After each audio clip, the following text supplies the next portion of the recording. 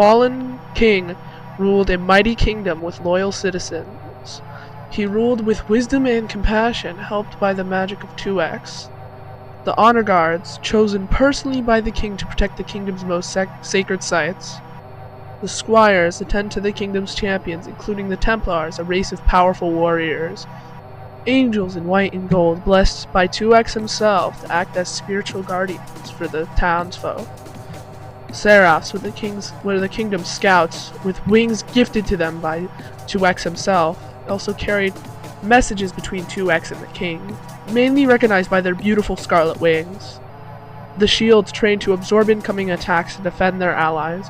Rushers were the kingdom's first line of defense, trained to rush and break through enemy defenses. Laborers, who stood up to defend their kingdom in their final moments, wore armor they once crafted, featuring a bright white gem in its center. Guardians stood watch in front of the castle, the first line of defense against anyone who dare threaten their kingdom. Giants watched over the throne room and the kingdom's most honored guardians. Jesters used their magical gifts to bring joy to those around them and to entertain the king. Tanks were trained to be used in siege warfare, primarily to break through enemy lines.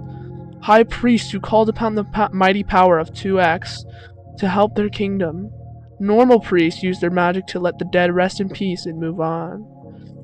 Even servants who helped with the king's magic after the magic of 2X began to fade, so did the kingdom. Battles were closer, losses were more common. Soon, in an act of desperation, the queen sacrificed herself to bring magic back. Unknown to her, this released an ancient curse of constant hunger, never satisfied, slowly corrupting the land.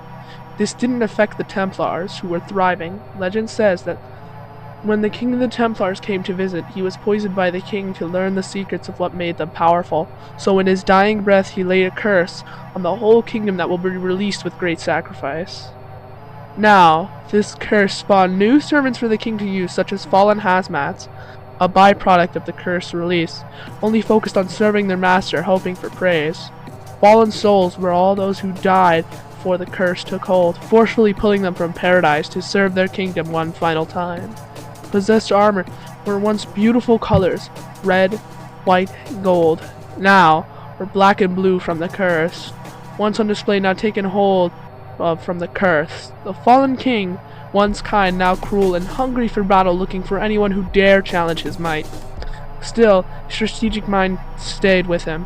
Now knowing of the God Cube from civilians crushed under his might, he wants its power. He calls upon his most loyal servants, the fallen hazmat, to collect him a shard, knowing that if he touches it himself, he will lose control of himself and his army, and will be under the control of the one who shall not be named, only to use it in times of desperation.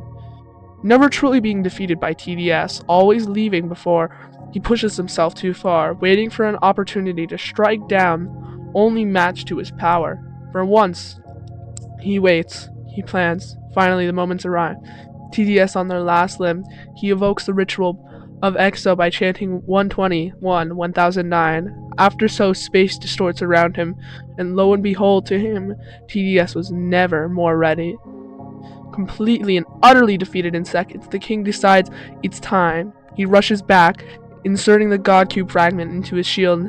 Now taken over by Lord Exo, he commands the last of his army to destroy TDS for good, knowing well that the end of this vessel will not endure if he loses. He still fails. The fallen king and all of his planning has failed. He has truly lost and paid with his life. I would just like to say not all of this is true. Some of this is just my personal interpretation of the story and explanations for things like Hidden Wave and the Templars, specifically the Champion Templars. As you notice, they are white and gold. So I used it as an example to explain what colors the Fallen Kingdom used. And same with how the Fallen King and his kingdom got this curse. There's no explanation for it. They just say it was an ancient curse. So I came up with an explanation for it, and why the Templars, the realm's champions, were not affected by this curse. Thank you for listening to me yap for 4 minutes straight. Really helps out that you watch this video. Thank you.